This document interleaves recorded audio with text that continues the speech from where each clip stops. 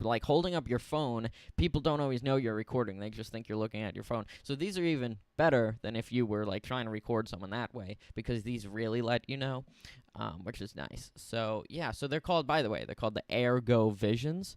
And yeah, they don't have a specific price, though they will probably cost around, like I said, $439 to anywhere from like $239 to like $299. That's really the range. They don't know too much yet. And there's also not a specific release date, but like previously stated, they'll have ChatGPT 4.0. They have some cameras in there. So they're a little bit of a competitor, maybe with a better AI model. I don't know. I don't know what model's better. Llama, which is the Meta one, which is in Meta Ray-Bans, or these, but both are pretty cool. So we'll have to see. Maybe I'll swap them out. Maybe I'll sell my Meta Ray-Bans and get these guys. I'm saving up for a MacBook. I can't afford both. No, I was thinking, I don't know. Like I said previously, there's just not a use case for me to use smart glasses a lot, though I find them really cool. It's just like, I hate I don't want to have extra stuff on my face, if I have headphones on, I don't want to also have glasses on inside, just to be able to sometimes be like, hey, Meta, and use AI or quickly record something. So, I don't know, I feel like they're great if you, like I've previously said, they're great if you wear glasses. Otherwise, it's like, they're cool. Just don't know when to wear them. All right. We could probably fit in one other topic before Nick comes on. Let's see what's going on over here. Oh, okay. Okay. So this is some real life news. I was doing some tech news scouting in the real world. I know me, going outside wild. But no, I was at the Fifth Avenue Apple store in New York City recently. The glass one, the big glass cube. Really cool. If you're in New York City, you should check it out if you're into Apple. But yeah, so I saw the Apple Vision Pros in real life. People were testing them out in the Apple store. Though I didn't test them out because I also wasn't sure if you need to schedule an appointment. I had heard that for a while, but I didn't know if that was true or not, if I had to go, if I had to schedule online. So I didn't, and I just didn't test them out. But I did see people testing them out, and there were a lot of people doing it. Basically, an Apple employee just sits with you as you put it on and see what it's like. I don't think you have to pay at all. I think it's free if you want to do it. But yeah, so here's the headline. The Vision Pro will get Apple Intelligence and go deeper in-store demos. Apple is still trying to get its mixed reality headset on track. So we've been talking a lot about Apple Intelligence. Actually, when Nick comes on, we'll talk a little more about how the public has been reacting to that, how that's affecting their stock. But Apple Intelligence really boosted Apple because for a while they were, falling behind in the AI game a little bit. But now this is hopefully helping them recover. They talked about it in the iPhone and the iPad, but now we're also talking about it going into the Vision Pro, which would be really cool because combining AI and mixed reality is really, combining the high tech we've been, or the deep tech we've been working on recently. But and by we, I mean we as a society, as a world, with VR has been big, AI has been big. So combining those things would really be cool. But yeah, so basically there's your normal AI features. I think we could all almost imagine now your chatbots, your page, when you put it in browsers, summarizing pages, all that stuff. So they're going to be slowly incorporating little, AI features into the Vision Pro. And then slowly coming, they haven't really announced any of this stuff yet, but just it could be coming in the future, like more specific Vision Pro only use cases, right? Because a lot of the stuff we'll see is commonly just, like your normal, like I almost make fun of it sometimes, but if you do it right, it's good, but just incorporating chatbots into things. But again, it's got to be pretty good, or it's just like, oh, great, another useless chatbot that knows a little bit about what I'm working on, but barely anything. But yeah, so obviously, I know I've talked about general purpose chatbots. Love ChatGPT. Use it a lot for different things.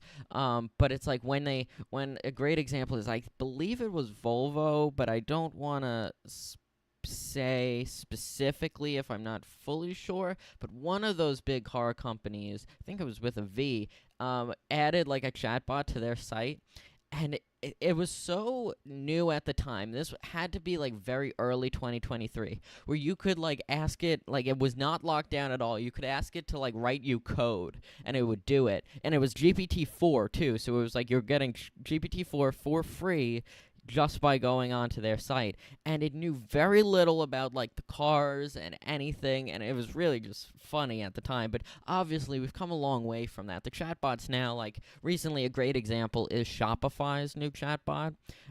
Theirs is actually like very integrated into Shopify, and it's actually very good from what I've heard. I haven't used it myself, but from what I've heard, they integrated it very well. It can use a lot of the features built into Shopify and do a lot for you, which is cool. That's a great implementation of a chatbot.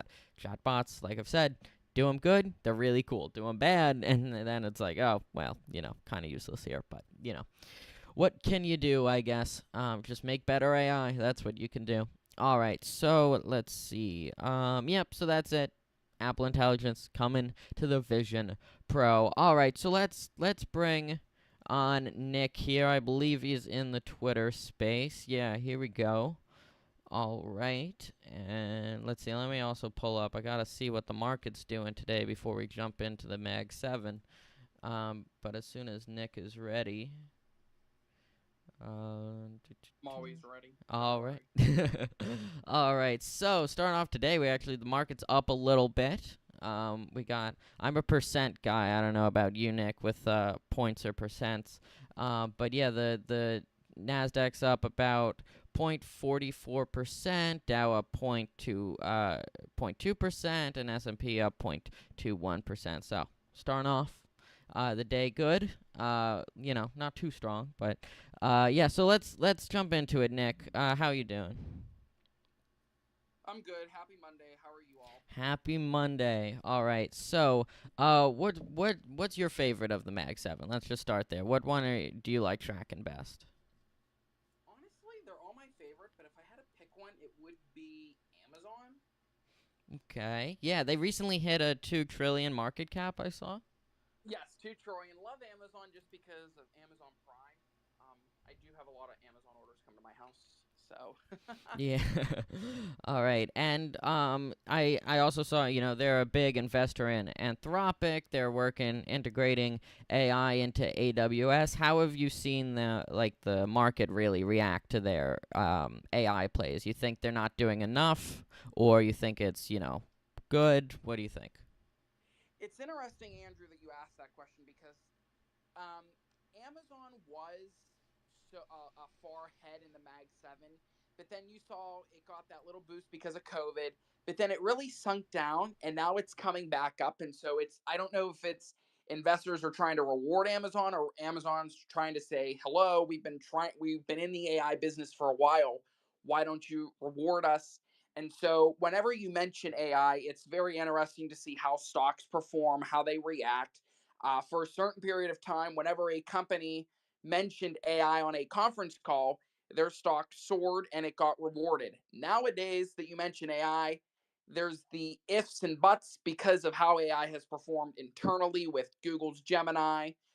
Apple has come out just a few weeks ago announcing Apple Intelligence. There's some investors and there's some that say, is Apple behind the curve on this? I wouldn't necessarily say Apple's behind the curve. They're just preserving their best for last, and they don't want too many mistakes like Google's Gemini's, Microsoft's ChatGPT with the inaccurate information.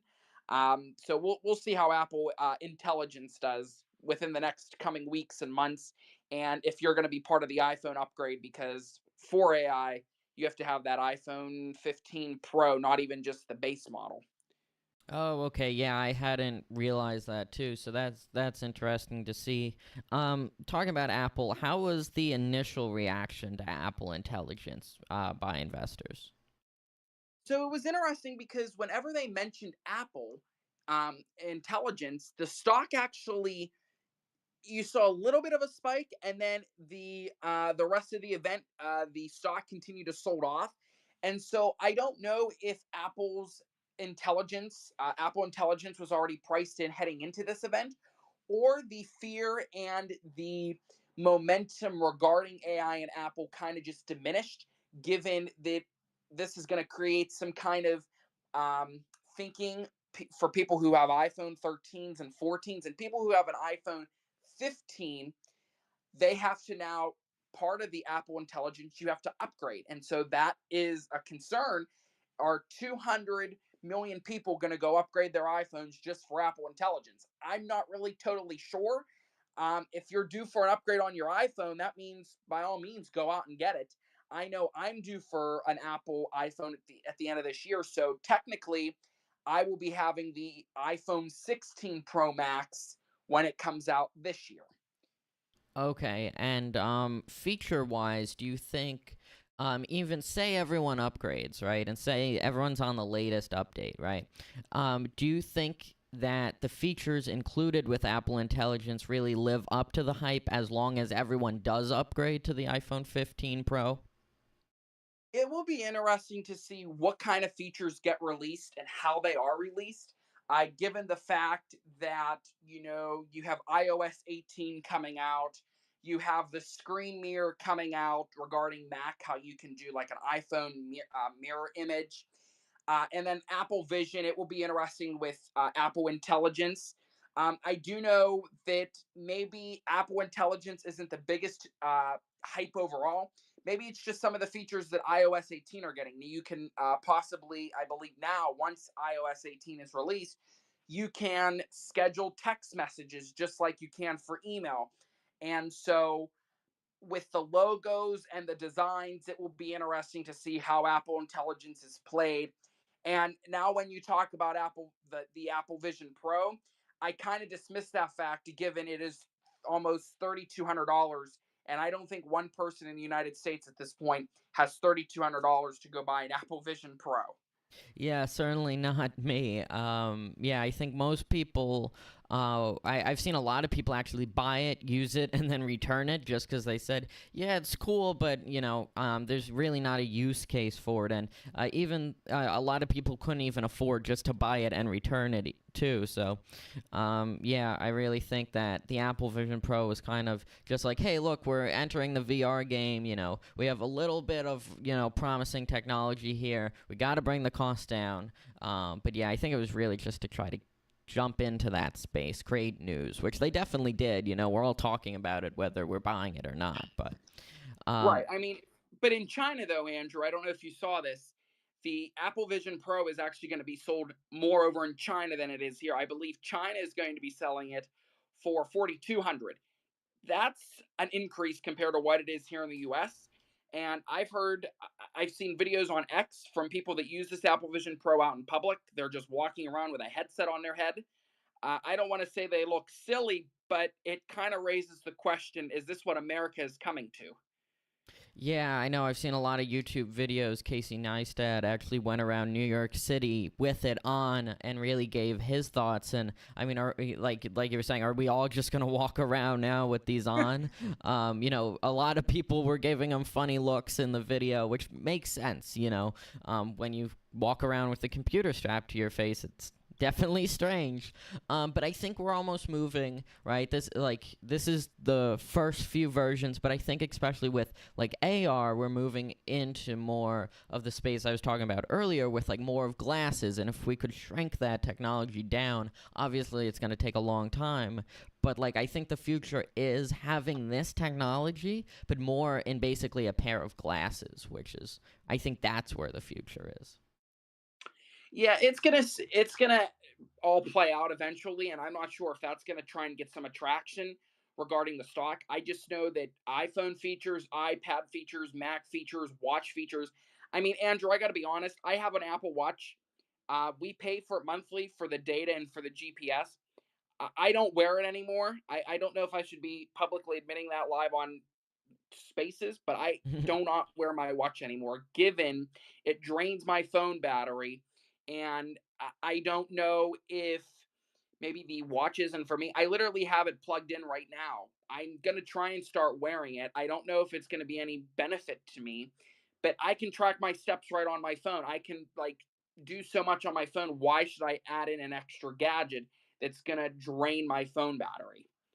Yeah, I think you're very right there. I had an Apple Watch for a while, and then I just kind of stopped wearing it. I was actually, for a while, I was wearing an Apple Watch and a regular watch for a long time, one on each wrist, and that was truly a statement. A lot of people ask me a lot of questions about that. But then I just slowly stopped wearing the Apple Watch because, like you said, like all the features I was using, if I just had my phone on me, wasn't really useful at all, because it's just like all the stuff on my phone. But yeah, so I really wonder. Apple's working on a lot of other gadgets, other side gadgets right now. The Apple Watch, the Vision Pro. Like which ones are really gonna stick around? If we have an Apple Watch, do we need or if we have, say, a Vision Pro or a Vision Pro in glasses, say, in the future, do we really need an Apple Watch and an iPhone on us? Like, what's the future there? So just seeing what really products stick around and which ones don't, and which ones evolve and, which ones don't. Besides Apple, let's actually jump back more to Amazon because we jumped off of that. How do you think investors are reacting to Amazon? Really, they're going on. Amazon just hit 2 trillion market cap, like we said. So you think they're reacting well, or they like what Amazon is doing with AI? I think so, and then I think it's going to be the sentiment and analysts talking about Prime Day, which is coming up, I believe, here in just a few weeks. It will be able to kind of tell the story of consumers on spending. Are consumers still spending? What is the demand like for products? Because I always think it is interesting to see from Amazon Prime and from Adobe Analytics to see what the top products were that people bought.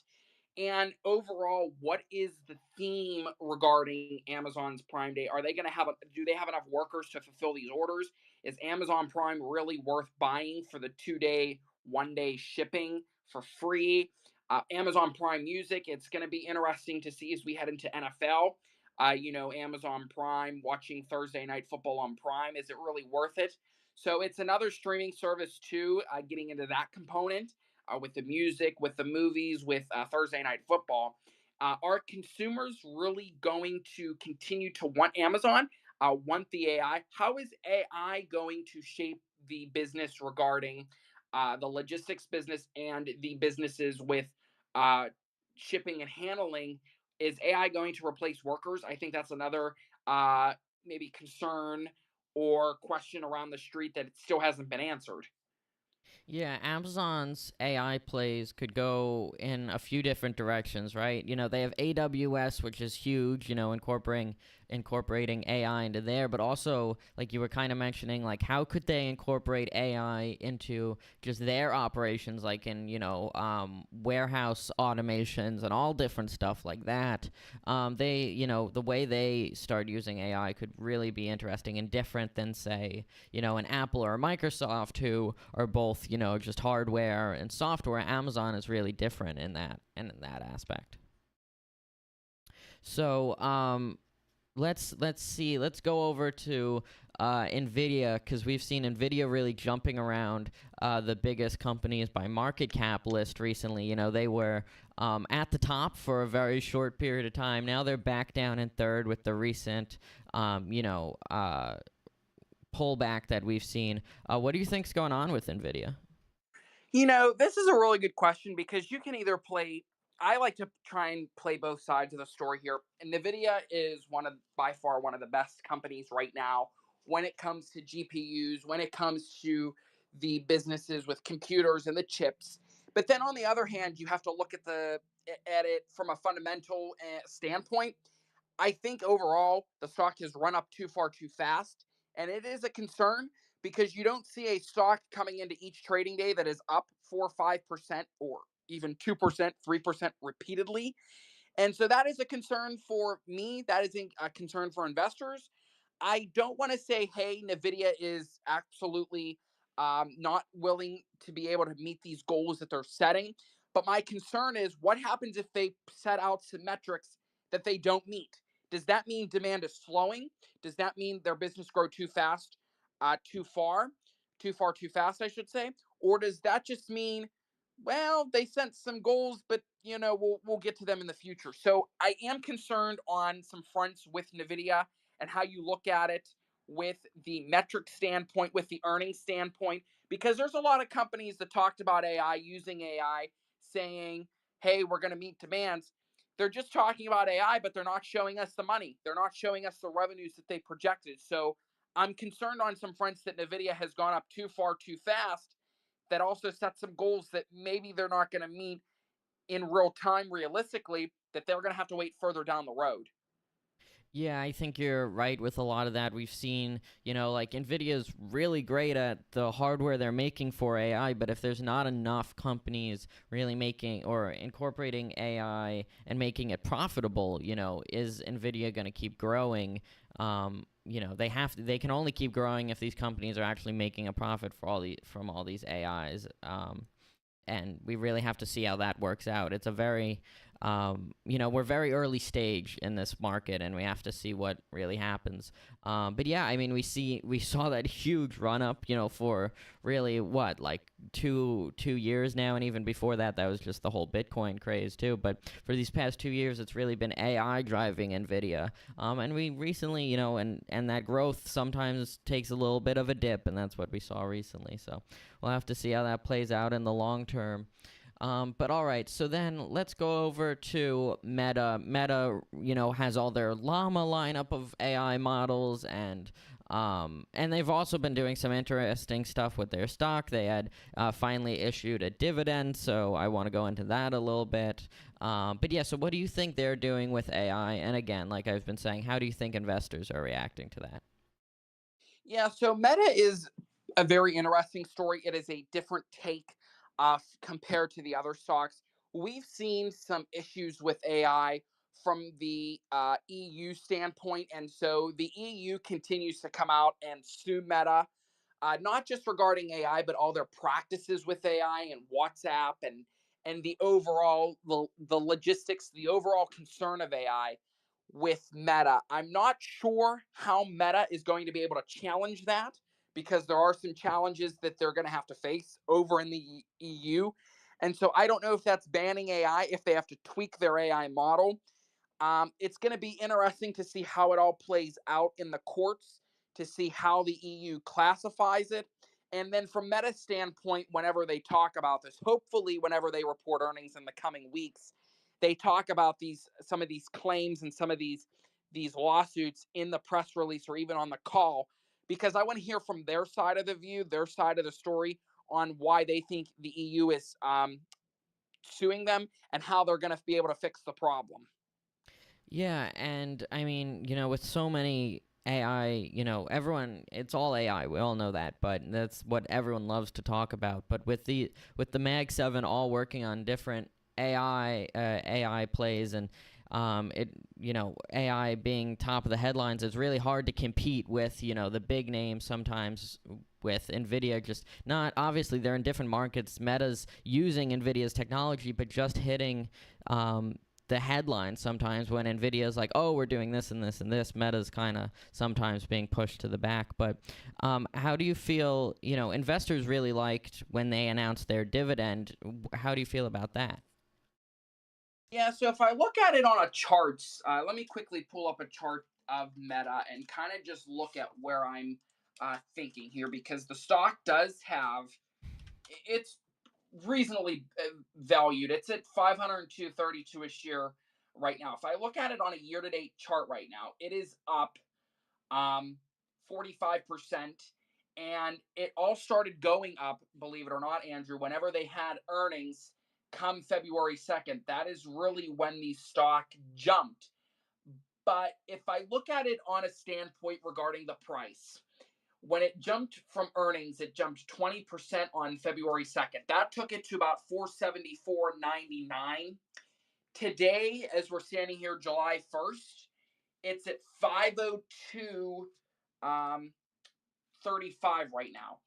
The stock really hasn't done much. Maybe it's moved 30, $40 in total, but we're kind of stuck in this range. And I'm not exactly sure if this range means that we're worried that maybe they're not going to be they're not going to be able to meet revenues. They're not going to be able to meet some guidance.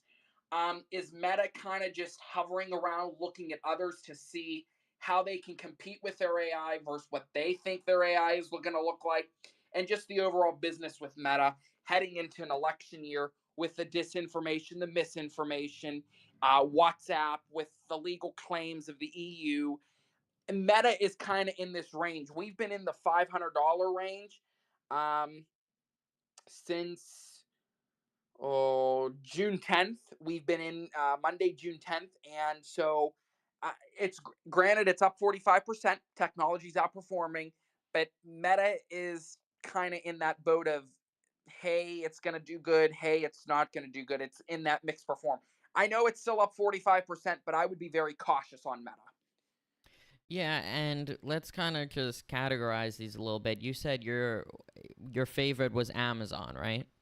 Yes, favorite is Amazon just because heading into Prime Day, I want to see how the metrics does because right now that is going to be the best tell of if consumer spending is slowing. Given I know there's going to be deals, but there's still going to be tons of highly priced items, and so if the highly priced items go, that kind of signals to me that the consumer is very healthy. People are still going to be spending, and retail sales on should still kind of be getting that lift from consumer spending from the Amazon Prime Day. Now, after Prime Day, Andrew, if I had to pick which would be the best, I would have to probably go with Apple because of Apple Intelligence. Interesting, because I've seen people kind of saying like is Apple too late, right? Even if this Apple Intelligence is so great, is it too late? Are other companies really the play? So how do you respond to that? I think Apple, and again, trying to play this two sides from my point of view, I think Apple played it correctly, standing on the sideline, watching. I don't want to say a complete fail, but watching errors happen in real time with Google's Gemini and the false information and the misinformation that it's been putting out, and then the Chat GPT, the issues we've had from their side of the view, and people trying to uh, partner with. But I also look at Apple whenever, Elon Musk said that people are going to have to check their phones. They're going to have to check their phones and their MacBooks because Apple is going to have some kind of partnership with Microsoft's ChatGPT. I'm not sure if we're going to get like an Apple Intelligence or Apple GPT 2 point nothing, 2.0, because there's going to be that partnership where you're going to be able to use that Apple Intelligence with the ChatGPT on your iPhone. you know, AI concerns me on a lot of fronts heading into election year, heading not even just into an election year, but just overall because of the misinformation, the disinformation, and how it poses a risk today. But I have to look at Apple. I have to look at it, ChatGPT and this software AI from a standpoint, is it going to be beneficial to consumers every day? Or is this just another made up phenomenon, made up theory that it's going to drive a stock, but it's going to help maybe in the short term, but not in the long term? I really find that standpoint interesting with, like they were standing on the sidelines watching some, like you said, some of the errors that were occurring with all of, the different AIs with Gemini and ChatGPT. And then, we saw, like you said, the misinformation in Gemini was very prevalent at one point, and that was really making headlines. So Apple kind of stayed on the sidelines, and now they're, kind of, now they're trying to take back that center stage with Apple Intelligence. So, interesting standpoint there. Now, do you think Nvidia's kind of making, as they say, the shovels in this scenario? Are you making the tools to create AI? Do you think that Nvidia will take back either not maybe the number one spot or just go ahead of Apple again? And do you think they'll stay there, or do you think Apple will go back or will stay in first for or ahead of Nvidia for a while? It all depends. I have to see how earnings do. I think earnings are going to be a big tell in this cycle. Um, right now with Nvidia trying being number one, when earnings I believe start here in about 2 to 3 weeks from now, and big tech reports later this month. It will be interesting to hear how the technology stocks perform with AI. if they all move in sympathy, if they get a divergence from one another, because technically when the Mag 7 reports, they move in sympathy. But I'm not sure now that we're talking about AI and we're factoring AI into this picture, they're going to move in sympathy because of how you have different partnerships and different lawsuits and different engagement among them are moving to one another. And so Apple Intelligence, maybe with NVIDIA combined or maybe with Microsoft combined, how do you move about that? How do you position yourself for an AI trade? I'm not sure if you should own one of them, all of them, three of them. I just don't want to make a prediction here because your prediction could be wrong short term. In the long term, it could reward you. So there's a lot of ifs and buts here trying to position yourself for an AI trade. Yeah, it's really the short term and the long term. Just get more different every day. Just with the volatility, really to see everything moving all around. Nvidia might be in this really short term little pullback, right? And everyone's talking about it. It was the headlines for a while, and then but the long term does not say that now this is the end for Nvidia. So just in this wild AI world, it's just seeing everything move around so quickly. Is just that's the norm now, this incredible volatility. All right, so before we kind of wrap it up here, what do you see happening after earnings? Regarding just the overall sector of the Mag 7 regarding Yeah, the earnings? whole Mag 7. That's tough because each and every one of them are in their own kind of state with intelligence or with AI. And so it will be interesting to see how Apple does. If they mention Apple Intelligence regarding however they mention it, Amazon, it will be very interesting to hear the results from Prime Day and what they predict for the future, what they think for Thursday night football, because I think that's a positive catalyst heading into the year, heading into the latter half of the year. Uh, Meta will be, I will be eager to hear regarding the lawsuits, what they think of the EU and if they meet the metrics and how they position themselves for the 2024 election.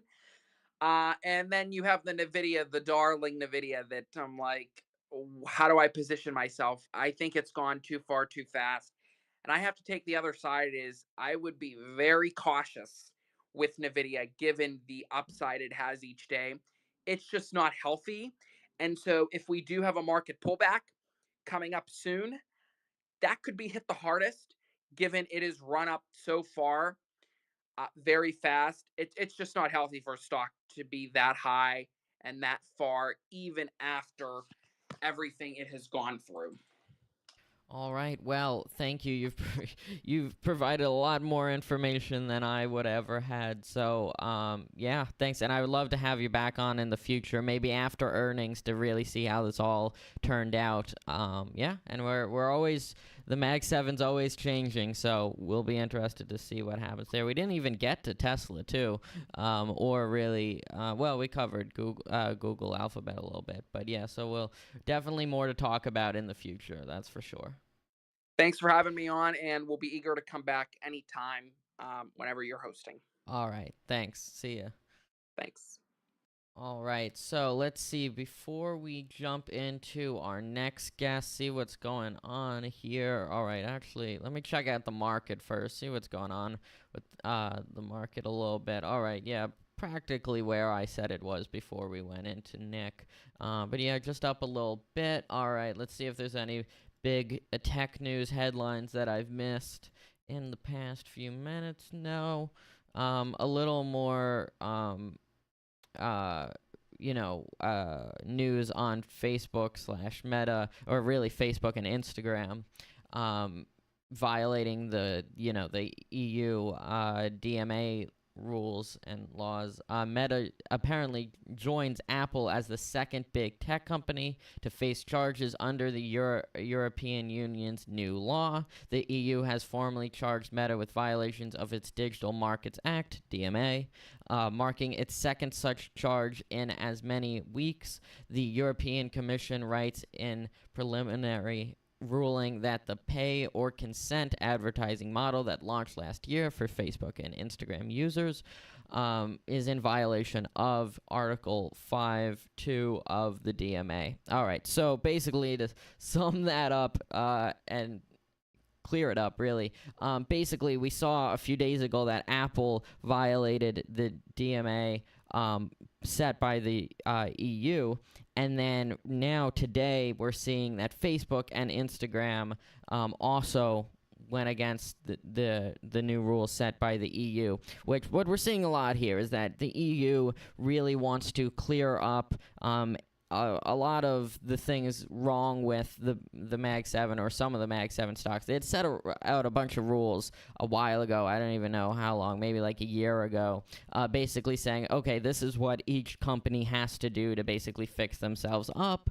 Apple had a few basically allowing side loading in other app stores, and that was really theirs. I forget what Facebook and Instagram's was, but apparently they went against the new rules, and basically what happens after this is now it turns into basically, like a lawsuit where, in the EU now Meta and the EU will go back and forth on whether they really did go against these rules, and we'll see what happens. But yeah, so interesting to see. That's two companies in a few days that the EU has come after pretty quickly. So we'll have to see what happens with these, and if any more will be added to the list too. But yeah, let me see if I can pull up what those DMA rules were when they had.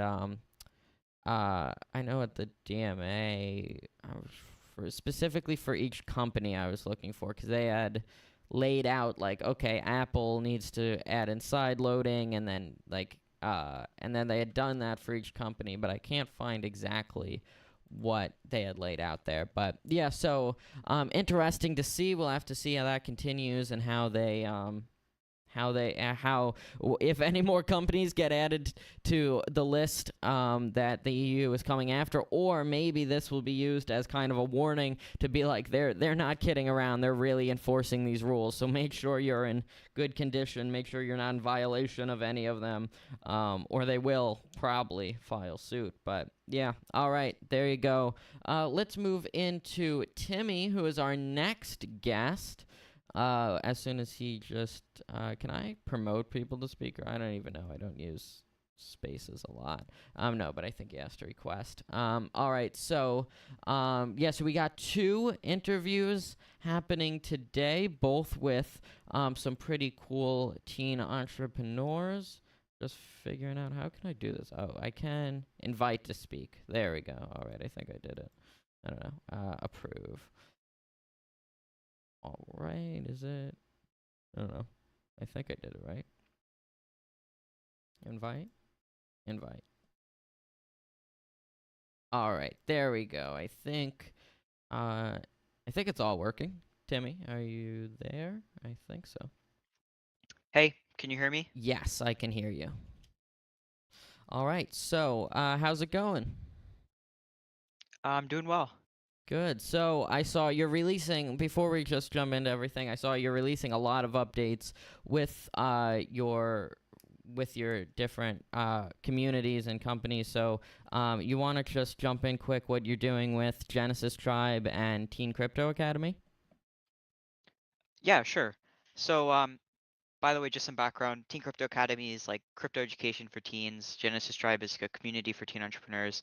And over the past couple weeks, I've just been focusing on ramping up both of those efforts. So for Teen Crypto Academy, I am beta testing a pro version of the web app, and hopefully the idea there is that it will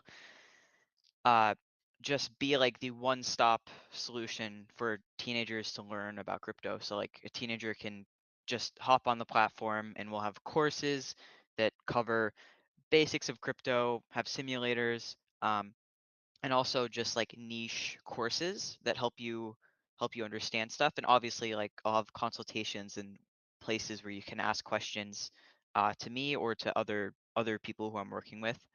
So yeah, that's the big Teen Crypto Academy update. And then for Genesis Tribe, we migrated to Discord, and I'm working on setting up masterminds. So basically, like 4 to 7 teen entrepreneurs who just meet every month and discuss their challenges in business and yeah, just what the problems they're facing. So hopefully we can get advice from the other members of the mastermind group about how they can overcome those challenges and share experiences.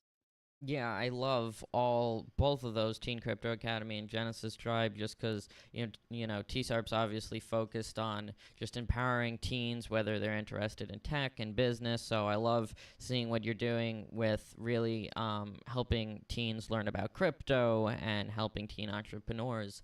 I'm a part of Genesis Tribe, and I've met a lot of other teen entrepreneurs through there. So I highly recommend it. I think you can find them here on Twitter, and then on Timmy's Twitter, you can also you can join the Genesis Tribe Discord too. So yeah, maybe I can put a link in the YouTube chat. I'll do that, but I can't put any link in Twitter. But yeah, so let's now jump back. How did you really get into all of this? How did you get into crypto and coding and entrepreneurship? So funny enough, I actually got into all of those three things separately. Coding, I got into that during COVID, and my cousin was just teaching me how to do stuff in Python, and I was just super interested in that. So I basically spent like tons and tons of time like just developing projects and just learning many different programming languages. I now know 14 languages, and I've done I can't even like count on one hand how many side projects that I've done that have taught me a lot about programming. Crypto, I bought some in 2021, and I made some money off that. Um, that was largely because I had just reached out to a couple people who I knew crypto, and I just asked them questions. Um, and yeah, that's basically how I learned crypto at the start. But then I eventually like fully went down the rabbit hole, not just the investing rabbit hole, and just began to understand the philosophy behind cryptocurrency. And yeah, that was super interesting. And entrepreneurship. My parents are entrepreneurs, and I've always wanted to be an entrepreneur. I think it just gives you more freedom and just more of an ability to do impactful things. And I think right now I'm in a unique opportunity to solve a couple problems that I'm seeing. So that's really what led me to starting these companies. That's awesome. So yeah, I had also got into crypto probably in 2021. I had started mining Bitcoin on my gaming computer, and well, I had made probably like only like $200, but the energy costs were a lot more than the than what I was making from the Bitcoin mining. So I had stopped that, and then I think I had sold all the Bitcoin. Yeah, I did sell all the Bitcoin, and now recently when Bitcoin was down at probably like 26,000. Yeah, it was 26,000. I had bought like a little bit, like very little amount. And then as it has risen up in the past few months, I had bought a little more and more as it went up and up. But yeah, so I have a very small crypto portfolio right now. I don't even, a lot of crypto enthusiasts would, well, I don't know if they would get angry at this, but it's not the best way to do it. I just buy it through ETFs, so I don't even hold the crypto myself. But yeah, so I'm into crypto, not as much as Timmy, so I'm happy to learn a little more from you. So what was your first I would say, yeah, like company, or you said you can't remember all your side projects, but what was the big first thing you did? Sure. So I started. I mean, I've done a lot of different things. I started like the first thing that I did in business was I just created a website for like kids to learn about how to invest in the stock market.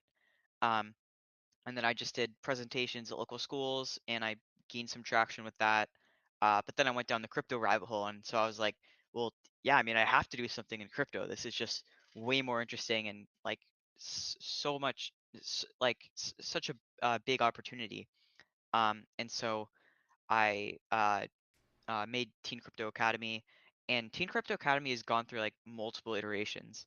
Like this January, I started something, but I didn't I don't know, I just didn't do that good of a job of it, to be honest. And so now I'm just focusing on getting as much feedback from people who actually use the website as possible. Um, and just doing things fast and like iterating and just figuring things out, which is my advice to everyone watching this who wants to get into business. All right, and how did you? What was the original version of Teen Crypto Academy? What did you put on the site?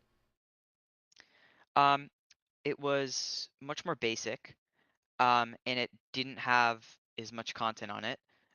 It was it didn't have videos or anything, um, and the Discord wasn't very active. So yeah, Gotcha. And then what is this newest version really gonna hold? A lot of more courses? yeah. So there's the basic Teen Crypto Academy. There's the free version, and I created a course that teaches you the fundamentals of crypto.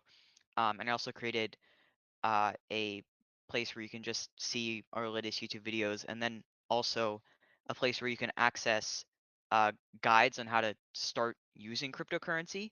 So I have a guide for how to create a crypto wallet, how to buy crypto, and then just the basics of like blockchain networks, so like basics of gas, dApps, so on. And then Teen Crypto Academy Pro has a lot more features. And Teen Crypto Academy Pro is still in beta. I think I mentioned that earlier. And that has like Q&A with me. That has like basically my personal YouTube playlist. So like the stuff I'm seeing, I put on there, so you always have a good edge. I also have, a news feed.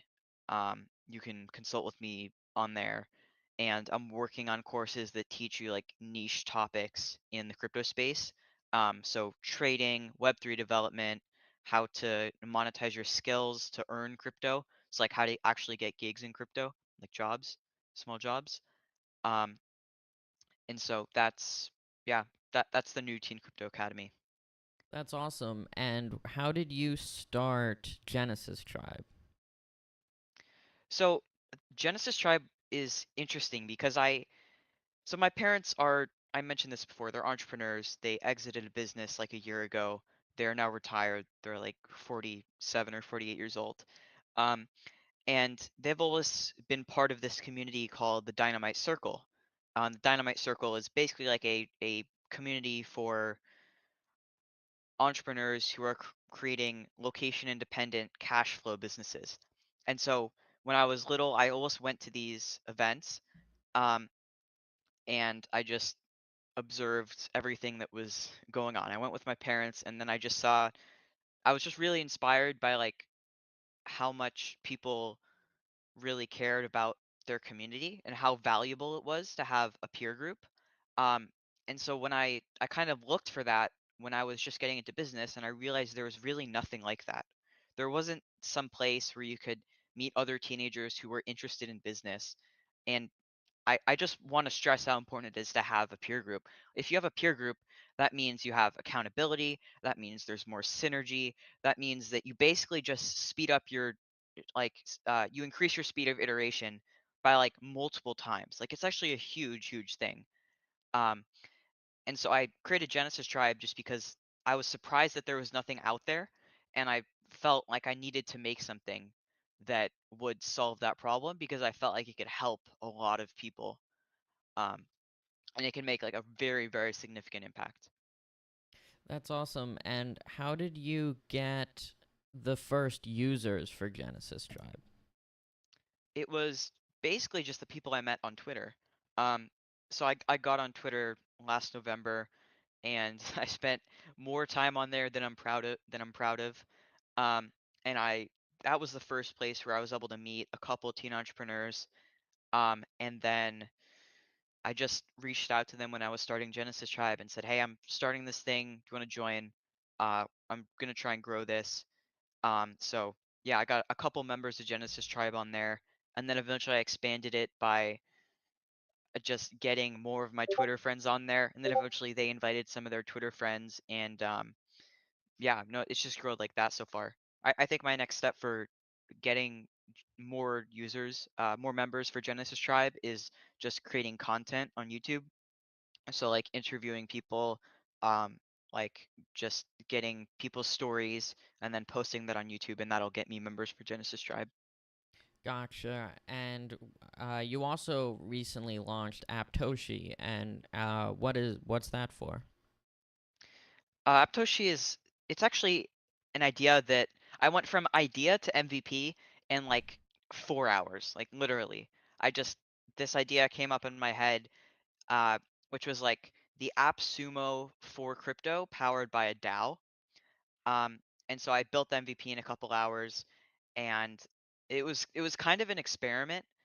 And I think like I'm not working on that much anymore. I've kind of taken a pause on that because I realized that when I do something that has a strategy that's very different from what I'm doing, then you have context switching, which kind of like decreases the speed that you're able to do things. That decreases my speed of iteration because like if it takes 20 to 50 iterations to like create a successful product launch or a feature, then that might slow it down because I would be doing a different type of marketing than I would for Teen Crypto Academy and Genesis Tribe. So I've taken a pause on that. But I think it's an interesting idea, which is um, letting a DAO, like a community, a decentralized autonomous organization, curate products. Um, and then those products are for a specific niche, and those products are ranked and they're approved by this community. So it's basically like community run AppSumo, but for crypto. If you're familiar with AppSumo, it's like a marketplace for B2B SaaS software. And so I thought I could make a similar thing for crypto. And I didn't launch, I haven't launched the DAO yet. Um, but yeah, I just thought that'd be an interesting experiment. Yeah, that is cool to really see, because just places to find a lot of different pieces of software is great. Just to kind of make a collection of it and just make a site where it's easy to filter through. But incorporating like a DAO, and making it community run is also really cool. How did you have you attracted some first apps onto Aptoshi? Um, yeah, so I've created profiles for a whole bunch of apps. I've talked to a couple apps who said they would like get like a verified check mark on their profile. Um, and yeah, then I took a pause on it, so I haven't followed up with that. Gotcha. So what are, besides Genesis Tribe and Teen Crypto Academy and Aptoshi, are there any other plans you have for other ventures? Um, yeah, I mean, I think Genesis Tribe has so there are two things that I've been thinking of like over the past week or two that I think could have opportunity in the future. One is Genesis Talent.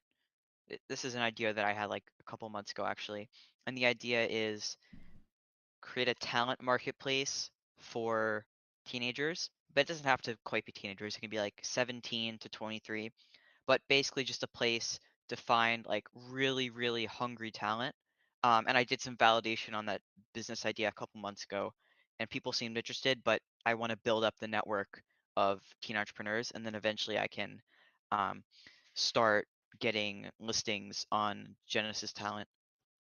Another Gotcha. idea I had was like a teen run DAO. So like I could basically like give partial or full control of Teen Crypto Academy to a DAO of teenagers, and we could run it together. And the idea there is like just creating opportunity for teenagers in the Web3 space. So I think that could have opportunity. Yeah, that makes sense. And how actually you recently did a cool I think it's you said it was going to be a YouTube video too, but you were posting on Twitter about it when you made a new SaaS company while you were on an 18-hour flight. Do you want to talk about that a little bit? Yeah, sure. So this was not very planned, honestly. Like I thought of this idea a couple days before, and I was inspired by Noah Kagan's Million Dollar Weekend. It was this book that he wrote about how anyone can start a business in 48 hours. And I really liked how he did a challenge where he started a company in 48 hours and then he did that with another subscriber to his YouTube channel. And so I wanted to do something like that, but I think the idea with that video was like it was more confined. So like I was on a plane it was like I'm sitting in like a metal tube, and I'm just locking in. I'm focusing on this for like an entire 18-hour flight. And also like I'm not Noah Kagan. Um, so like it's one thing when he does it and he proves that you can get 3K in revenue in 48 hours, and it's one thing when I do it and I get revenue in 18 hours. And so I thought that would just be a really interesting, entertaining, inspirational uh, video for people who want to start a business but don't know if they can. And if I can do it as like a 14-year-old kid, like in a metal tube in like less than 2 days, then you can too. Yeah, and I really love that too because you'll see a lot of big YouTubers or just big personalities, whether it be with starting a business or I've seen like starting a new YouTube channel. They'll do videos like starting a new YouTube channel from scratch, anonymous, so no one knows. But like, yeah, they're like the best of the best. So when they do it, it's like, oh yeah, cool, you can do it, but they're like really, really good. So to see, especially someone like a young kid doing it, like you starting a business, in 18 hours, really gives even more, I guess, just proof to the fact that yeah, like you could do that. Where seeing a 14-year-old kid doing it is a lot. A lot different than like a 40-year-old entrepreneur, very successful entrepreneur. So yeah, just interesting to see that. So what was the business that you launched in those 18 hours? So when I was in the airport, I was just brainstorming ideas because I'd barely done any preparation before that. And so the idea that I eventually decided on was curated YouTube browsing for kids 8 to 12.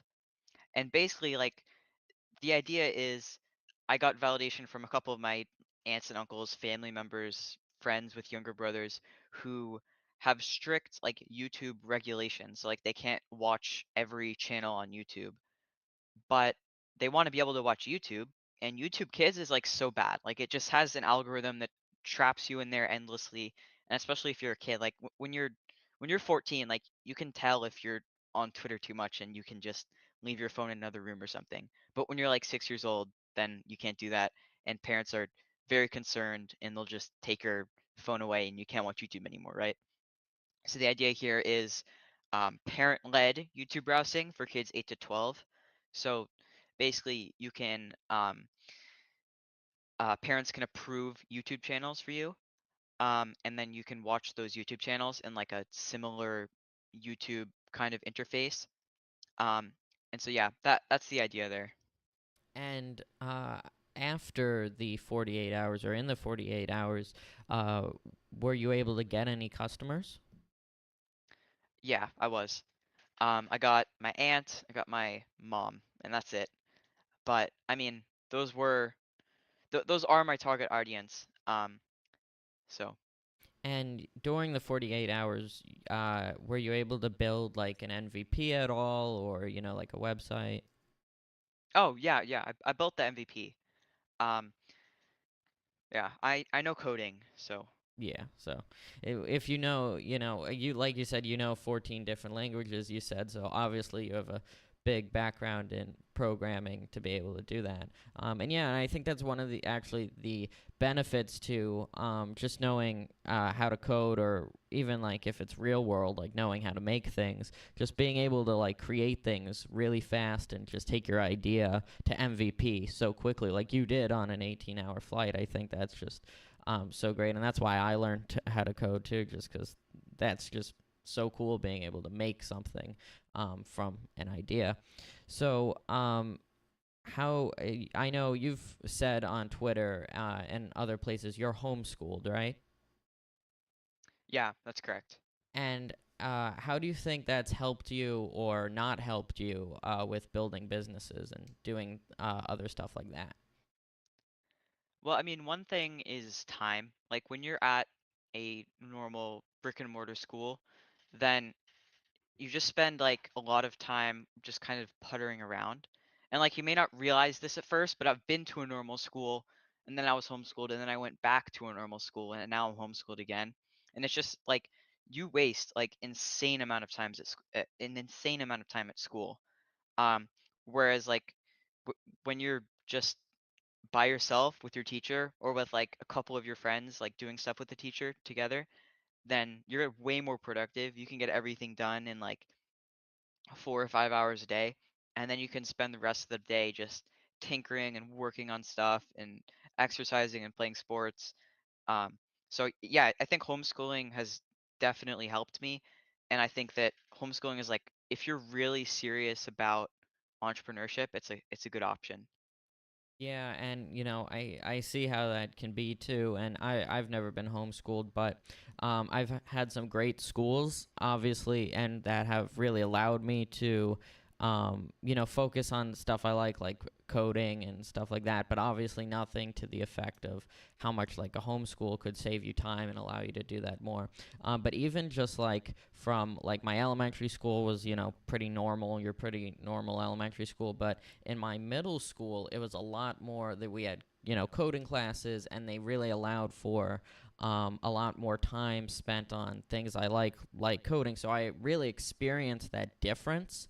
So I could just only imagine how much the difference is too when you fully switch from, a regular school to homeschool. But yeah, so that must be really cool. So then you've also mentioned how you talked at Stanford about crypto. How did you get to do that? So I'm homeschooled, but I also do um, a course from another online school called Stanford Online High School, and they had a program where you could like do an application and an interview and everything to be able to give a talk like on the Stanford campus about a topic that you were passionate about and had experience in. And so I applied, and I'd done like probably 5 other presentations before that, and so I got in.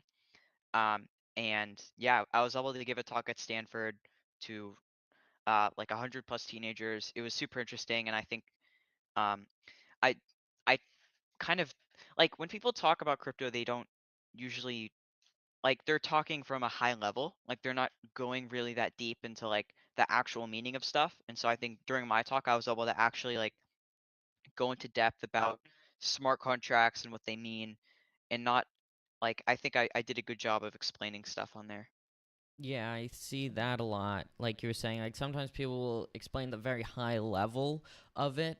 And what I like to do is I really try to like dig deep into how it actually works. Like when I was first learning to code, I actually wouldn't I didn't want to learn anything until I specifically knew like how it actually ends up converting into binary and how the compiler does that and then how it runs because I just want to know how it all worked before I started doing it. And even one place where I really try to like dig deep into really how it works, and I haven't fully gone there yet, but I wanted to spend more time on it. Is like just I'm very interested in how like the stock market works, but like really on the very technical side of it, like how it actually all operates and how all these systems interact. But yeah, so I it's great that you tried to implement more of that really technical stuff into your presentation because that would definitely interest me more than when that really high level sometimes people try to go for. So besides all that, are there any other cool projects you've worked on in the past? Um, yeah, I mean, a I wrote a paper and I built like a prototype of it's like a decentralized inference network. So it's basically like you can interact with an AI through the blockchain. And I know that sounds like very like esoteric and weird, and like why would you actually need that? Um, but like the whole concept around that is to enable like more free market dynamics with stuff. So like for example, um, when you look at decentralized storage solutions like storage or uh, what's the other one? Filecoin or Arweave. They typically are around like 5 to 50 times cheaper than uh, traditional like just centralized storage solutions like Google Drive or Box. And the reason for that is really interesting, which is like people who are running decentralized nodes um, are actually optimizing for uptime like on their machine. So they're trying to make sure that their machine is at least doing something 100% of the time. And so I thought like the cost of running a GPU is like a couple dollars a day. It's not that much. Um, and that GPU is capable of handling a huge amount of inference requests. Um, and so, like when you have like decent uptime, like 50%, then like that makes inference way cheaper. And it's also elastic. So I built a prototype of that. I thought it was really interesting. So yeah, I spent some time on that. Gotcha. And are there any like other or are there just any AI things you want to work on? Because a lot of your stuff is crypto focused, but do you have any interest in working on some AI stuff? Um, yeah, I mean, I think it would be interesting. And are I'm you? actually doing a summer camp about AI. I'm in Barcelona right now, by the way. And I'm doing this like Inspirit AI summer camp, and we're building a prototype of a music recommendation system. Oh, that's cool. Yeah. And are you more like bullish on crypto and Web3 or like AI and machine learning? I'm definitely bullish on crypto. Honestly, like I've been doing a lot of work on Genesis Tribe and Teen Crypto Academy, so I'm not as updated as I usually am on the crypto markets and stuff. I think AI is a bigger opportunity than crypto though, but I think crypto is like it's up there. I think crypto is underrated. Yeah, I can definitely like I see um what you're saying there, and I was interested in crypto for a while, and just the recent stuff I've been doing, I've been less focused on it. Like even I'm very interested in just investing in general, but I have to get back into it a little more. And I don't know how. We haven't mentioned this with Nick already on today, but we're gonna be Timmy, Nick, and Rishi, who runs Investine. All of us are going to be running a show, a Twitter space called Young Minds and Market Finds, starting this Friday, I believe, if I have the dates right.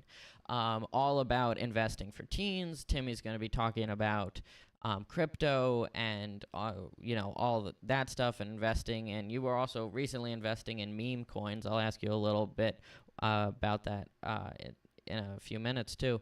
But Timmy's going to be talking about all about crypto, and Nick's going to bring us a lot of investing news. And me and Rishi are also going to be talking about investing just in the stock market too. So that's going to be exciting. That's this Friday. And I believe we're going to start, it's going to be early in the day. If you're on Eastern Standard Time, I think it's going to be like 8:30 a.m., like an hour before the market opens. So, yeah, so it's going to be pretty cool.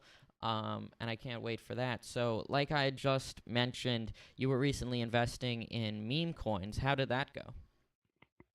So I did this challenge where I was gonna invest in meme coins in 7 days, and basically the my conclusion of this challenge is I do not know how like the pro degens actually survived this because it was like it was a crazy ride to say the least.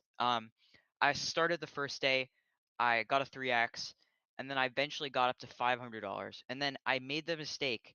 So like when you're trading meme coins, you need to be on it 24/7. If you have a couple minutes off of meme coins, then you could literally lose everything because you miss some chart pattern or the dev rugs or something.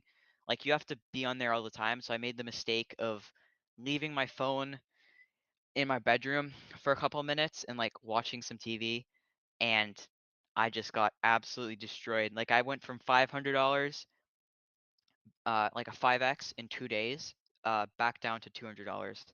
Um, and so yeah, I'm still doing meme coin trading.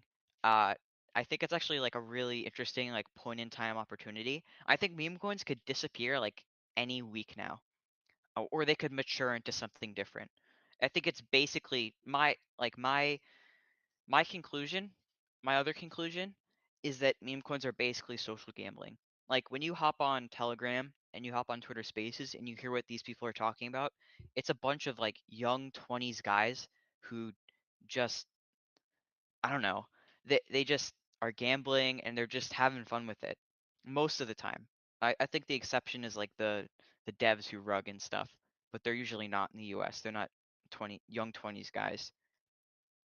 Yeah, and I haven't really explored meme coins at all, but do you think it's really, well, actually, before I get into that, were you in this challenge, were you like really monitoring the stock, or the trading patterns and trying to really play it, like that, or were you just kind of like buying them and hoping it would go up and then pulling out when you like, when it went up a lot?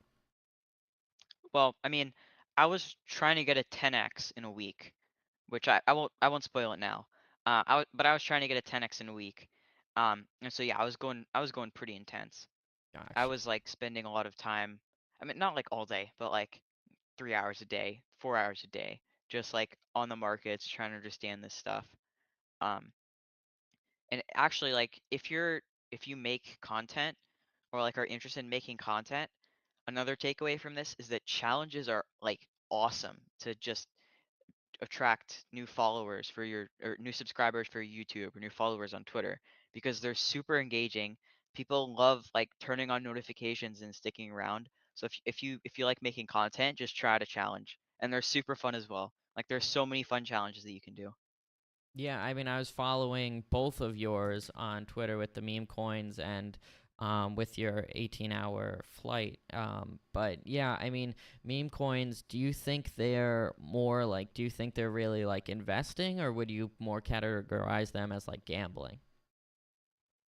I think they're more gambling, but they're not like it's not so discreet. Um, that I think it's like partially investing, partially gambling. Because some meme coins may have long-term utility, but it's like such a dumb thing that like I just yeah, I don't really think it's investing. Yeah, I gotcha. All right. And how were you finding the meme coins that you were buying? I was just on Deck Screener and Twitter. So I was following a couple Twitter accounts, and I was just seeing what they were up to like all day. And then I was also spending some time on Deck Screener, just seeing what was trending. Um, that was basically my entire strategy. Just staying on it. Gotcha. And would you, or do you have any interest in making your own coin? Um, I mean, there's definitely significant risk to that. I don't want to create a gambling coin because that's just like not my thing. Um, I I would create a cryptocurrency like hypothetically, but only if it was like a cryptocurrency that was not just some speculative thing.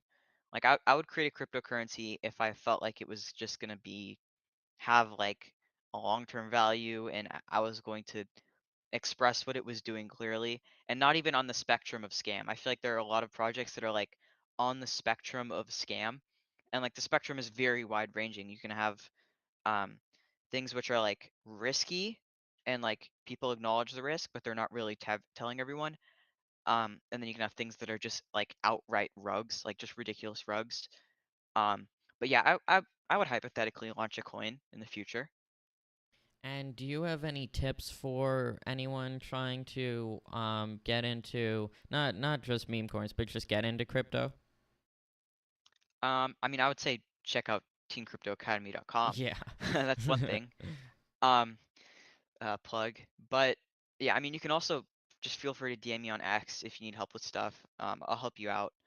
I'm helping out a couple of teenagers just learn some stuff about crypto, and it's actually beneficial for both of us because I get to understand what the common questions are and the common misconceptions are, and like you get basically free mentoring.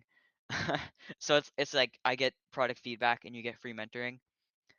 So yeah, you can reach out to me if you need help. All right. And are there anything else you would want to plug or just talk about before we wrap it up? Um, if I want to plug, I mean, hell yeah. Uh, check out Genesis Tribe. You go to genesistribe.co if you're just interested in meeting teen entrepreneurs. It's completely free. I don't have plans to charge for it, at least in like the near future, like the next year or two. But yeah, just check out Genesis Tribe if you want to meet more teen entrepreneurs. Um, and yeah, check out Teen Crypto Academy if you're interested in crypto. All right. And yeah, I love everything you're doing with Teen Crypto Academy and Genesis Tribe. And Yeah, I'm always following it also. You'll also probably, if you follow me on Twitter, I retweet a lot of that stuff too. So, yeah, definitely go follow Timmy if you're watching on Twitter here. It's real easy. You can just click on his profile, or you can search him up. If you're watching on YouTube, you can just search him up on Twitter. But, yeah, all right. Well, thank you for joining us. And if you ever release or have a big release on any of your, things, or if you release another big company, I would love to have you back on. Yeah, thanks for having me. All And right. also make sure to follow Young Minds and Market Finds because I'll be doing spaces every Friday with you, uh, Rishi, and yeah, so and Nicholas. So make sure to check that out. Yep, it's going to be pretty cool. All right. See ya. Thanks. Bye. Bye. All right. So let's see what else we have. Check in on the markets before we move on. I believe we have, I think we have Daniel coming up next. But let's see. Let me first check in. Yeah, the market's doing pretty good still. Just what I was saying earlier, haven't moved too much at all. And the tech news, let's see if anything's going on the Verge. No, just kind of the big headlines we were seeing earlier in the day. Yeah, kind of nothing too much. No big announcements. I mean, we recently had a ton of big announcements. With Apple WWDC and Google's what do they call it? Google I/O, I think, was recently too. So they've kind of cooled down in the announcements for a little while. So yeah, we won't be seeing. They're always announcing stuff in the tech space. It's not like it really cools down for long, but a lot of the big companies have already made their big announcements for a while. What we'll see, though, is a lot of leaks. Obviously, those could be coming. Apparently, I do see this headline's interesting. Apple could announce a Google Gemini deal this fall. The Apple chatbot integrations are stacking up, which that's pretty cool. I would be wondering. I wonder. I mean, we heard that they were partnering with Gemini, not Gemini. Sorry, ChatGPT. To see Apple possibly partnering with Gemini and Google is very different. This article says if you're disappointed that the only AI model that will integrate with Apple devices so far will be ChatGPT, it sounds like you won't have to wait long for that change. So quite interesting there, especially, I mean, obviously, first of all, what's so interesting about this recent Mag 7 craziness is a lot of these big companies are partnering more and more with each other. I mean, obviously NVIDIA with all of them. That's a no-brainer. That's NVIDIA's partnering with practically every company nowadays, just selling their chips to, or selling their GPUs or TPUs now to all these companies. But to see, we've also seen, technically Apple and Microsoft, through ChatGPT. Microsoft owns 49% of ChatGPT, or OpenAI, I should say. So that's like almost a partnership there. And now Google and Apple, partnering on something. And it's just, we're seeing all these new partnerships, which is really good. It's beneficial really for everyone, which is great to see in the Mag 7. You normally don't see a lot of those just because, they're competitors. They're still competitors, even though they're partnering on some things like this. It's mutually beneficial, but they're still competitors. So Gemini has also been a part of the iOS chatbot rumors for as long as OpenAI has. So even though this is getting a stronger and stronger case for this happening, there have been rumors for this for a while.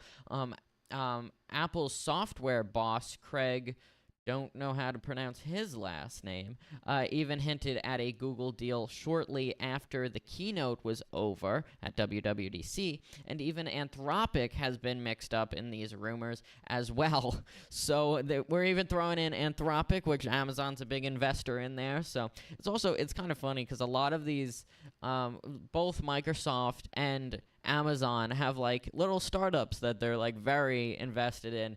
Little startups is not the right term for OpenAI, that's for sure, and even Anthropic at this point. I just mean like, startups that they've invested in, unlike, they're a big public company, right, and they're investing in these smaller little AI companies that are kind of like their that they're really using to show off, like, hey, we're in the AI game. Like, if Microsoft hadn't invested in OpenAI back in, I don't even know what year that was. That was a while before all of this, right?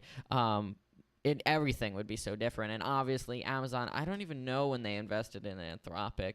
I'll have to look that up. But yeah, so we're seeing how this is all shaping up, all the partnerships, more to come. Really, just interested. These are all rumors at this point, right? Besides the ChatGPT Apple one, but the Gemini Apple one and the Anthropic Apple one is a rumor. So we'll have to see how that turns out, and if that actually ends up happening. And I don't think all three of those would happen. I mean, ChatGPT, Gemini, and Anthropic all on the iPhone would be a lot. Maybe third-party apps, but I don't know if partnerships would happen with all those. That would definitely be something. Speaking to the point of just iOS 18 and Apple's AI, Apple Intelligence, I am on iOS 18, as I've said previously. But what one thing I've noticed is, actually, I think it's fixed now. I'm getting a lot of notifications now. But I was not getting any notifications for a long time on my home screen, which is very annoying. But I think it's fixed now because I'm actually getting a bunch now. So that's good. I had restarted my iPhone, and then I toggled one setting, so I think it fixed it. But this was a common issue, by the way. It wasn't just me. But it was just some bug, because this is the beta, anything could happen. But all right, so it's how about we bring on Daniel, who is going to be one of the guests or the final guest for today. So let me invite him to speak. All right, there we go. So I think I did it. I don't know. Again, Twitter Spaces is a little clunky from what I've noticed. If not, Daniel can just request to speak. But yeah, I think that should have worked. All right, so Daniel, before he comes on, he's working on a company called Grade Assist AI, which is very cool. I've checked it out. They're basically a tool to help teachers grade essays, but also, I don't think this part's released yet. They're also helping students kind of predict their grade before it's turned in or graded by the teacher themselves, which I think is also a really cool feature, maybe even cooler than the teacher part. But we'll dive all into that when he comes up. I don't know. I think invite to speak. I think he got an invite. I'm not sure. He can just request at any moment. Oh no. Am I still here? I refreshed. Hold on.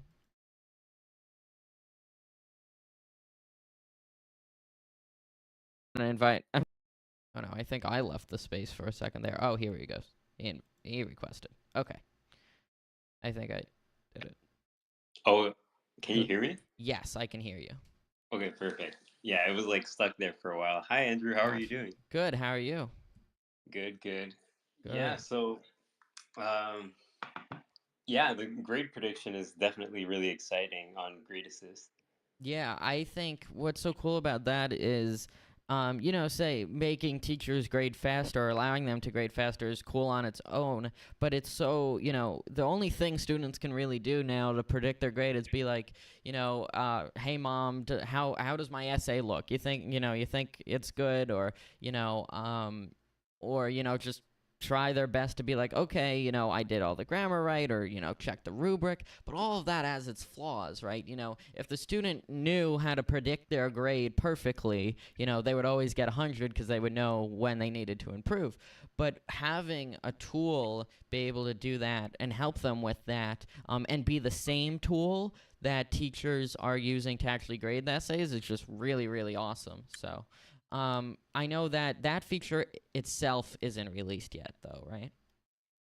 Grade prediction, well, for the students, like if you try to log in and say I'm a student, it isn't released yet, simply because I'm trying to get teachers to actually use the software instead of students at the moment, because obviously teachers are the ones that need to do the essay grading, but it is available if you sign up as a teacher on Grade Assist. Gotcha. All right. Yeah. And before there's a lot to talk about Great Assist, but before we jump into it more, let's kind of go back and see what really got you into coding and entrepreneurship. Yeah. So, I mean, it started like back when I was in elementary. I started getting into like drag and drop scratch coding, and then I started taking like a course on robotics, and that's when I started learning actual like programming with Arduino.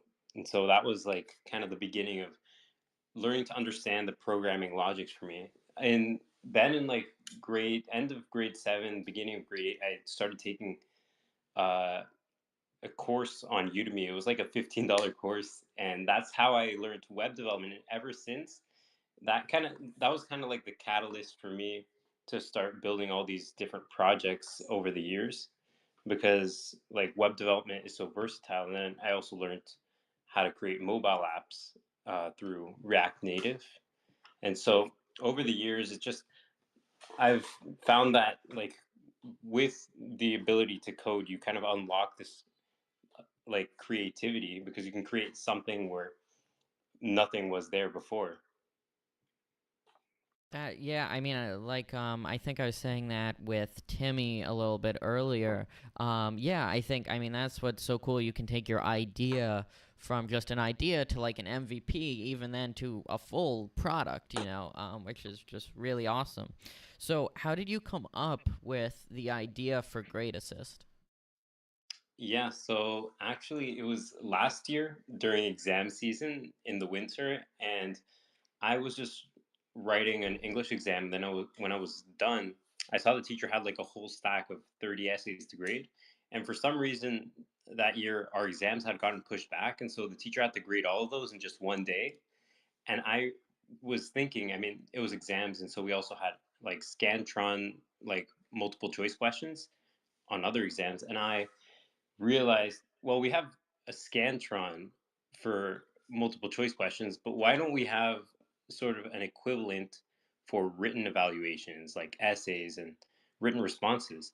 So that's what really got me into like the development. I like over the next few days, I actually built the first prototype for it, and like I realized we have like AI was really beginning to grow a lot at the time. And so I realized we have these like tools that are so readily available that can help us process natural language. Why don't we use them to sort of create like a Scantron but for essays? Yeah, and I love that just tagline or that slogan, like a Scantron for essays is so, just perfect for what this is. And I love that idea that you had because it's right, you're right. Like, Scantrons were invented a long time ago. I don't even know when. And those are even like old technology now, but they're so great because, teachers can grade multiple choice so quickly. But essays, still, they have to sit there and go through each one. And sometimes they're just, so they have so many to grade, they almost go so quick that they might be, not giving as much feedback as they could be just because they're so pressured to, get through all of these. So inventing a tool like this not only, just allows them to grade quicker, but it makes sure that they can give the best feedback possible because the AI is helping them and they don't need to rush through them because the process is already so quick now. So I just love that for multiple reasons. So then did you do any market validation first, like check with teachers to see if this is something they would want? Well, at the beginning, I actually just like got into building it. Exams had just happened, so I didn't really have contact with a lot of teachers. But then afterwards, I started talking to some teachers and like showing them the idea, and they were like really excited to see like the first version of it, because of how like it could actually give feedback on the essay, and it wasn't like some kind of generic stuff that like uh, like a simple grammar or spelling check. But obviously at the very beginning it was like completely different from what it is right now, because over it's been over a year now, and now I've added new features like annotations that actually highlight areas of the text, plagiarism detection, and then AI writing detection. So I think now it's grown into more of a tool that can actually help teachers throughout the entire grading process and not just writing that feedback.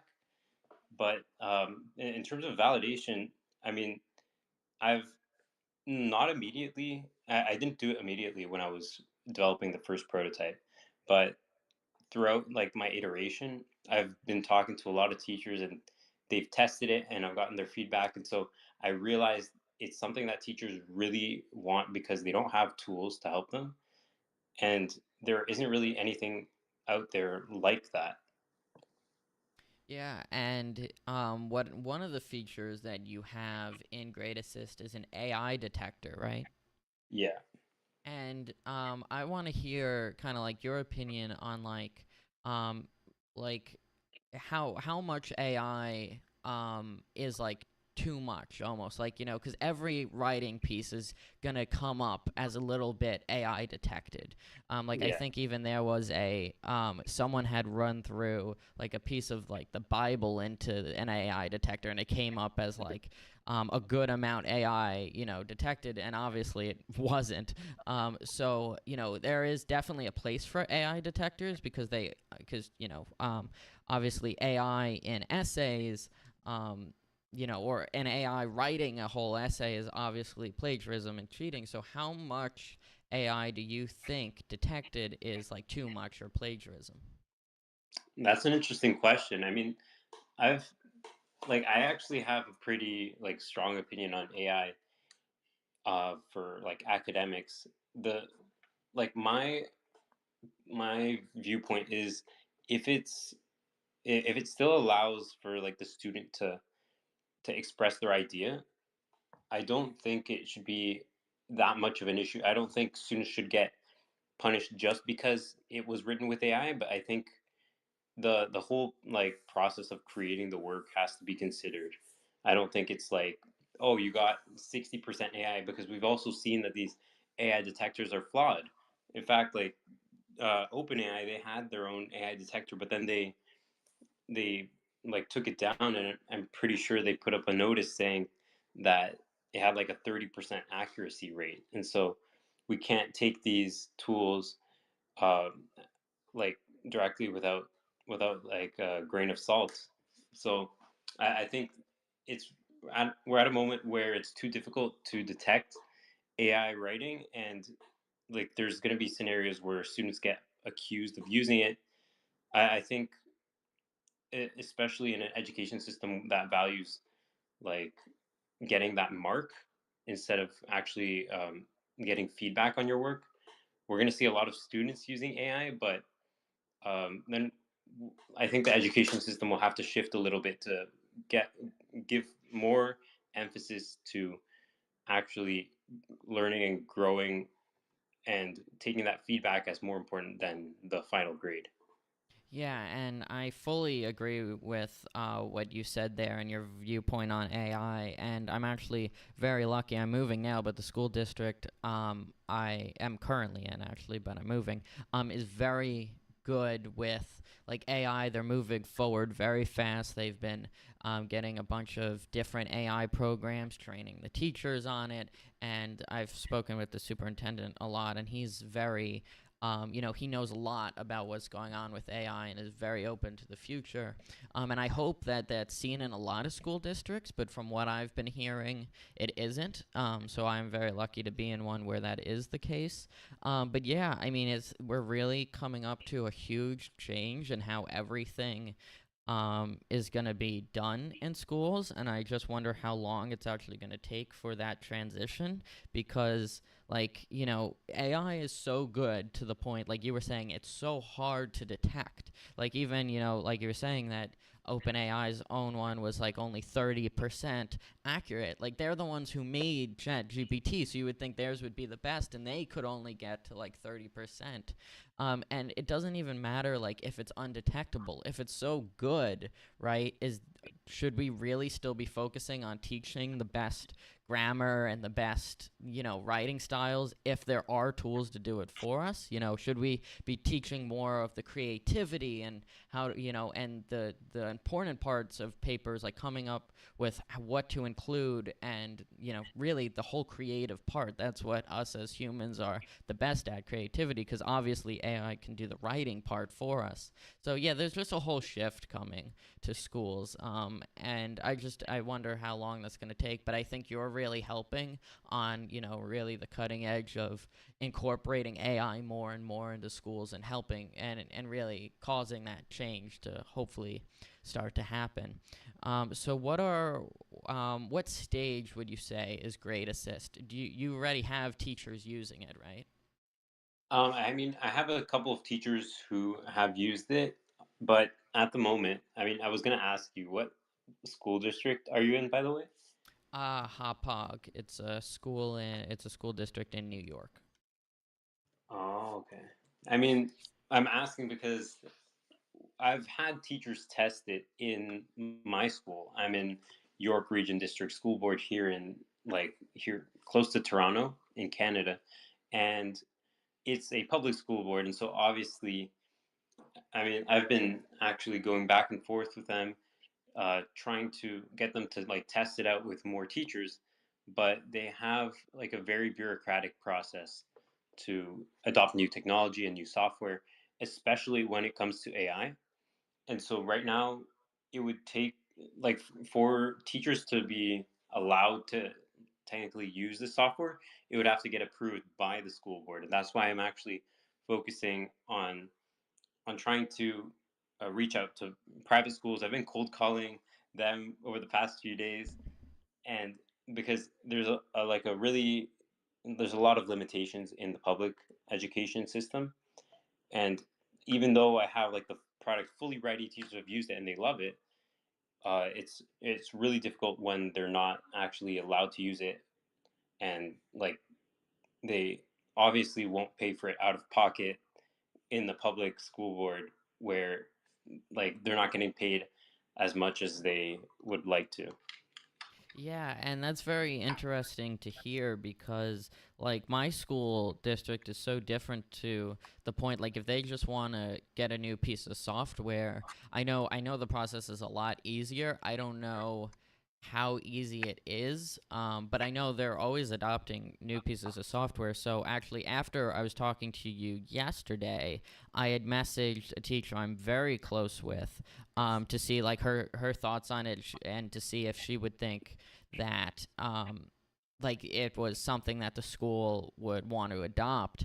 And she said she would take a look at it, but I haven't heard her response back yet. But I think she's very interested in all of this AI stuff and knows a lot about it.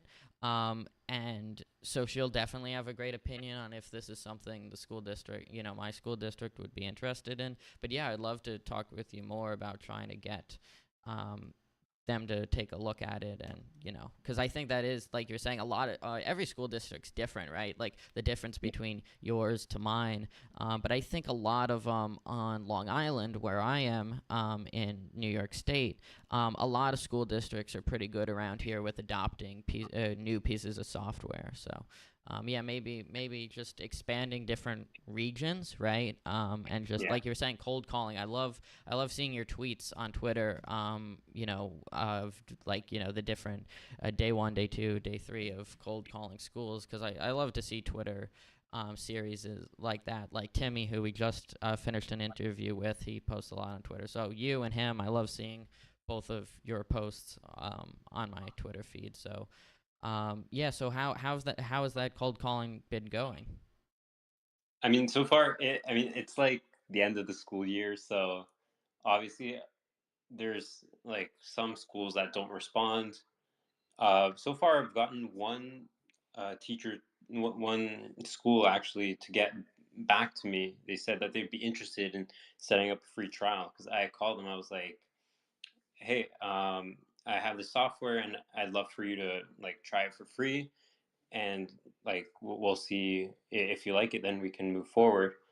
And I got them to answer back, and I sent them a link to set up a call. They haven't gotten back to me from that point, but I've kept on like cold emailing and sending messages to private school directors and like administrators on LinkedIn.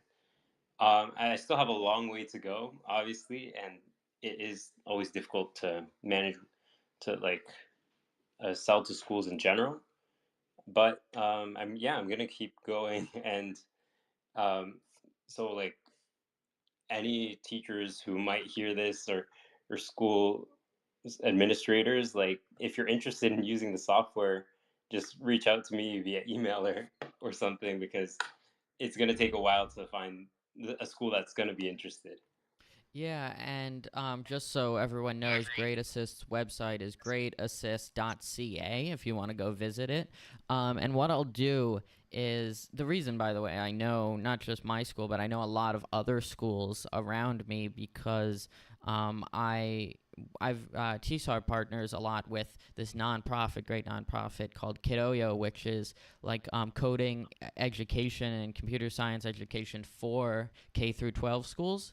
I'm a student mentor there, so I've connected with a lot of people across Long Island, different school administrators. So I have a bunch of teachers follow me on Twitter. So what I'll do after this, I'll tag them in the comments of this Twitter space and be like, hey, check this out. And I'll put a timestamp to your interview to let them hear a little bit about it. But yeah, I would love to see some of the teachers I know start using it. And I think it really is a great piece of software.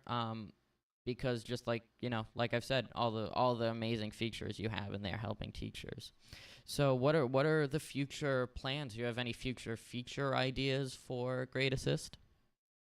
Yeah, well, I'm thinking of turning it into more of a platform, like similar to Turnitin, where students can submit their work as well, or like Google Classroom, like a platform where students can submit their work, and so teachers can automatically have the software run through the grading process on Grade Assist, and then verify the feedback, add their own comments, and then return the work to the student, so that it can be like a much smoother process for everyone involved. And then students will also be able to get that really like detailed feedback and be able to view it right away and like see those highlights on the with the annotations in the software directly. So that's something that's planned for the future. But right now, my main focus is obviously getting a school to start using it, because for me, I don't see much of a point of continuing to develop the software if there's nobody who's going to use it right now. Yeah, I see your point a lot, and I'm currently developing. TSARP's working on TSARP portals, which, for a little context, is just a whole platform for YouTube creators to kind of have like a hub for their audience where their viewers can earn rewards for watching their videos and compete on the leaderboard, and it's a whole thing. But so I know exactly what you're talking about. I'm torn right now between trying to get more creators onto the platform and adding more features. Like I have a whole Yeah. list of features I want to add, so I totally understand where you are right now. And that's why I wanted to really try to help you get some more teachers on there. So have there been any other uh, like websites that you've been working on or companies you've worked on in the past? Yeah, I've actually worked on a lot of side projects in the past. One of the recent ones was with a friend at a hackathon. We started building this project called joinq.com. And basically, it's a platform that lets people send song requests in real time, live during a party to the DJ. And so, all they have to do is scan a QR code on a poster or wherever it may be at the party, and then they can search for any song on Spotify and add it to a queue. That's why it's called joinq.com, join KEW. And basically, it'll automatically get sorted in chronological order and based on popularity. So if five people want the same song, if five people want God's Plan by Drake, for example, then it'll go up in the queue.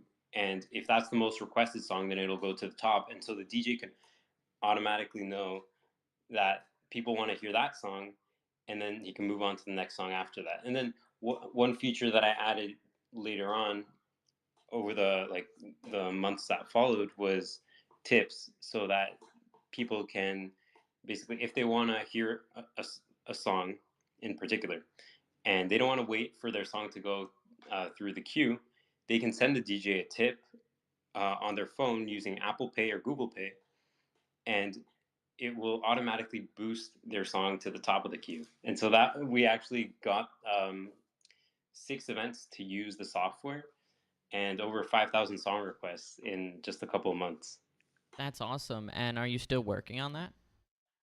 In terms of like the code, not really. I mean, whenever I go to places and see people who like, there might be like music playing or something, I always like try to talk to them and tell them about the software to see if they'd be interested in using it. But I'm not actively working on it right now.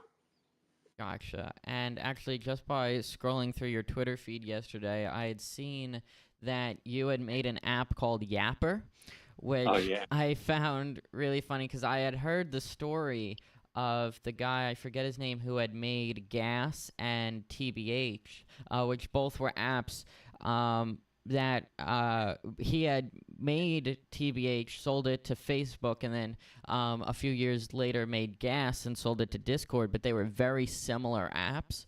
So a lot of people know that story because they were like very, very similar. And then you made Yap, which was a similar, or Yapper, which was a similar app to those apps, right? TBH and Gas. Yeah, I mean, it was like a lot of people automatically like thought, oh, this is similar to Gas.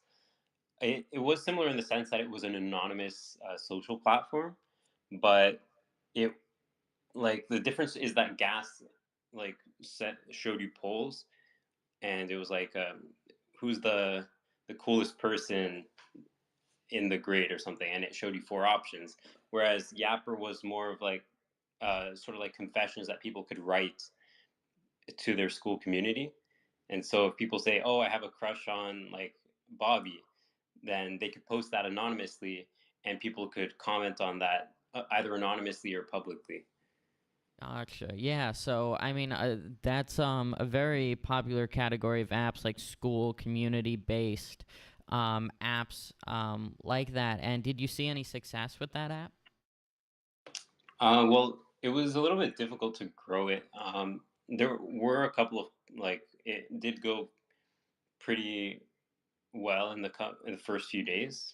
I got like 100 users in the first like 2 days, but I didn't really see a lot of like like I think the most difficult part in growing social apps is retention, and so the retention didn't really go very well. People signed up, but they didn't really post that much, so it kind of died off. So I continued putting more work into Great Assist just because I like those little side projects were like fun to build and were a good experience to learn like new technologies, but it wasn't like the most successful thing I've ever built. Yeah, I see. Yeah, what's difficult with those social apps just like that is, they're really fun if you can get like a bunch of people from your school on them, but if your school really isn't on there, they're really not as much fun. But did you try making like any I could see like a lot of TikTok videos, like a TikTok video would be great advertisement for that. Did you do any of those? Yeah, I actually did a couple. Like I did like a little series of them because there was like the whole inspiration for the idea was because at my old school there was an Instagram confessions account, so people could send in anonymous confessions on a Google form, and it was like had recently hit over 1,000 followers on Instagram, and so I was thinking, well, this is great, but people have to wait for their confession to get posted, and the person who runs the account has to post like thousands of these confessions, so why don't I build an app for it? And so I was sort of trying to challenge that Instagram account and taking them on and try to get all of their like sort of users from that account to join Yapper. And suddenly, it like just a couple of days after I launched, apparently somebody was attacking their Google form, like bombarding it with posts with like an automation or something. And so I started posting about it, like the story of like, oh, look, this happened literally after I just released it. And then there was like drama. The people who run that account, they thought I was attacking the account in order for people to move over to Yapper. So yeah, it was like a whole that. I mean, I stopped posting about it because there wasn't that much activity on the app. Yeah, I gotcha. All right, yeah. I mean, I love seeing I love little side projects like that. Just like the ideas of them, and those are always like if you're a programmer or just to build side projects like that, you can learn a lot from. And I always say like the best way to learn programming, and this is like a common idea I think from a lot of successful software engineers, is like the best way to learn is to like get the basics right, whether from wherever you want, from either a YouTube video or a course or anything. Just get the little a little basic idea of it, and then the best way is just to jump into a project you want to build. And when you don't know how to do something, look it up, you'll find it somewhere, and then learn it. Don't just copy it, but like learn it, and that's how you learn, by just building projects. But yeah, so that's really cool, all the different projects you've done. And before we wrap it up for today, is there any other things you would like to plug or just talk about? I mean, not really. Just if you're a teacher or a private school administrator, then you can send me an email at daniel@greatassist.ca, and I'll be happy to show you how the software works and offer you a free trial. All right, yeah. So go check it out if you're a teacher or if you're a student and want to get your school using it. Go check it out and campaign at your school. Talk to your administrators and talk to them about it. So thank you, Daniel, for joining. I would love to have you back if there's ever a big update to Great Assist or you're releasing another project. Yeah, thank you so much, Andrew, for having me. It was great. All right, see ya. See you. All right, so I think before we wrap it up today, let's just see if there's any news I'm missing, any big headlines that I want to talk about. I don't think so. We kind of covered it all today. Apparently.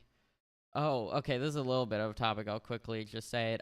Uber and Lyft are now required to pay Massachusetts rideshare drivers $32 an hour, which is very good for rideshare drivers in Massachusetts. That's pretty good. That's a much above. I actually don't know what the Massachusetts minimum wage is, but let me actually check that to see how much above. Actually, we'll probably say in this article if I find it. So actually, they're supposed to provide them benefits along with that $32.5 per hour, but I don't know what the minimum wage is. Okay, 2024. Let's see. The Massachusetts minimum wage is $15 per hour, so you're getting over double that with benefits. So, guys, got to become an Uber driver. Great payment. Only in Massachusetts, though. Nowhere else. I don't know. Maybe more states will do this. Good, probably great for drivers. I don't know about consumers. They're probably going to have to end up paying a little more because now drivers cost more. But we'll have to see. I think I'll leave it at that. Thank you all for tuning in. We're back live on Wednesday, another 2-hour episode. Bunch of guests coming on then too. If you missed a guest today, Nick talking about the Mag 7 or Timmy talking about his journey and all the things he's working on, just wait for this to end and rewatch it. But yeah, so again, thank you all for tuning in. I'll see y'all on Southern on Wednesday. Bye bye.